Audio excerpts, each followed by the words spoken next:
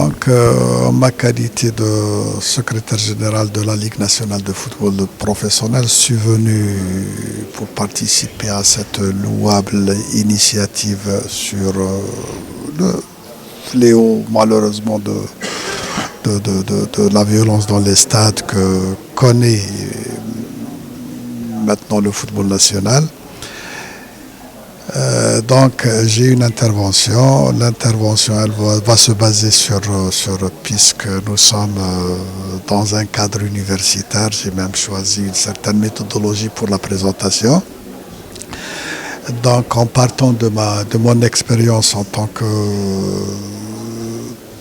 premier responsable du premier organe mis en place pour l'octroi de licence des clubs professionnels, j'ai eu à côtoyer les clubs et ça m'a permis de faire un diagnostic sur l'ensemble des éléments normalement qui devraient constituer le passage à la professionnalisation du football. Mais j'ai relevé les éléments qui concernent, c'est-à-dire les facteurs qui favorisent malheureusement la violence. Donc, en partant d'un diagnostic qui a été présenté, la fédération a pris un certain nombre de mesures pour pallier à ce fléau-là. Donc, le diagnostic, il concerne les infrastructures sportives, il concerne les structures des clubs, il concerne les supporters, la responsabilité des clubs et la responsabilité des supporters, la loi, la mise en application de la loi 0909 et le rôle des médias. Donc maintenant, sur le diagnostic, c'est-à-dire tous les aspects négatifs que nous avons relevés, au niveau de la fédération, il y a un certain nombre de mesures qui ont été prises, aussi bien dans un cadre, disons, de convention entre la fédération et le gouvernement pour la mise à niveau des infrastructures sportives, sur le plan structure des clubs pour se mettre en conformité avec la loi 3009 et se mettre également en conformité avec le règlement d'octroi de licence des clubs édicté par la FIFA et par la CAF. Et maintenant, il y a l'organisation des compétitions. Parce que quand on parle violence dans les stades, il y a la compétition. Maintenant, quand on parle de compétition, il faut qu'il y ait un certain mode d'organisation des compétitions. Donc, comment organiser une compétition? Quelle est la responsabilité du club? Comment un club doit être structuré pour mieux organiser sa compétition ou son match? Et quelle est sa responsabilité? C'est-à-dire quelles sont les mesures qu'il doit prendre avant, pendant et après le match?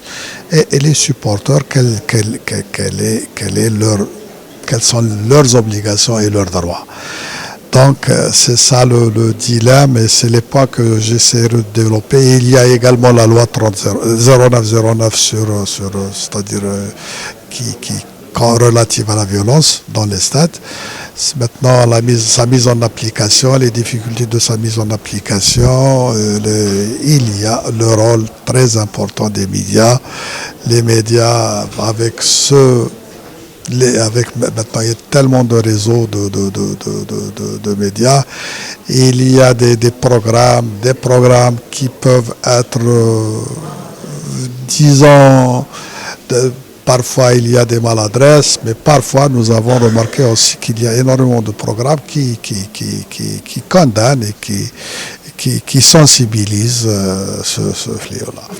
Et c'est là l'intervention et c'est les problèmes dont je vais discuter, je vais parler pendant cette... est-ce que جات واحد الوقيته نقولوا assez basta?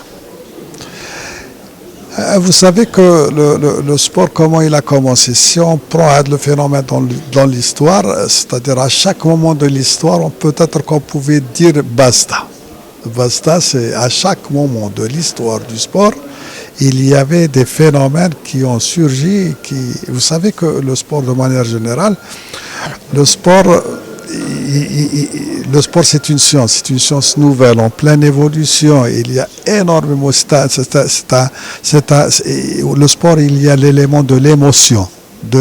Et les émotions, parfois, on ne les contrôle pas. Maintenant, cette évolution qui a même influencé la définition même du sport. Vous savez, le sport, c'est une acte. Avant, qu'est-ce qu'on disait? C'est une activité physique qui s'organise selon des règles universelles, reconnues à l'échelon national et international.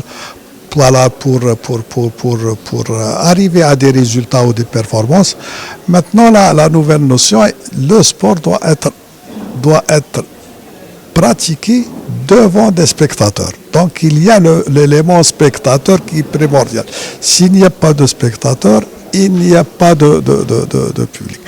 Je crois qu'il y a trois phénomènes qui nuisent un petit peu au sport et pour lesquels relativement il y a eu des solutions ou des dispositions qui ont été prises. Vous savez que le sport, c'est l'intégrité. C'est l'intégrité de la compétition, c'est les valeurs, c'est le fair play. Maintenant, le sport est devenu autre chose. Le sport dans sa nature même, tel qu'il est organisé, c'est un service public. C'est un service public. Non, malheureusement, vous savez, quand il y a l'argent, quand il y a le phénomène de l'argent qui commence à bouger, qu'est-ce que nous avons remarqué? Il y avait le dopage, le phénomène du dopage, qui a... C'est une chaîne, ça. C'est une chaîne. Après le dopage, qu'est-ce qu'il y a? Le dopage, heureusement qu'on a à l'échelon international, il y a la constitution de l'AMA. L'AMA, c'est une agence mondiale antidopage indépendante qui peut contrôler les sportifs à n'importe quel moment et à n'importe quel lieu selon un programme déterminé. Il y a l'intégrité du sport. Vous savez que quand il y a l'argent, il y a le business, il y a maintenant, avant on parlait agent joueur, maintenant on parle intermédiaire. Vous savez, quand il y a des intermédiaires, il y a toujours des réseaux des mafieux malheureusement qui interviennent et qui dérangent un petit peu à l'intégrité du sport.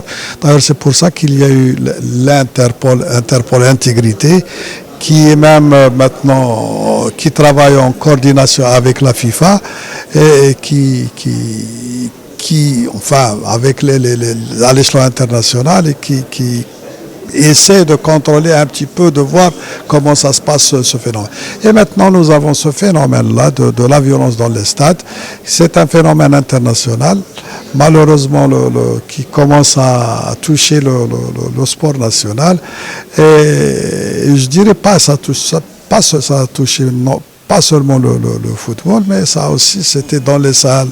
Par exemple, si vous avez remarqué qu'il y avait des compétitions d'athlétisme, ou plutôt pas d'athlétisme, de basketball, de handball, où il y avait des actes de violence, et pour lequel il faut trouver des solutions. C'est ça Maintenant, il y a la loi 0909. Maintenant, il faut qu'elle soit appliquée. Il faut mieux prévenir que guérir. Il faut qu'il y ait des campagnes de sensibilisation, et je crois que cette initiative, elle fait partie de la sensibilisation.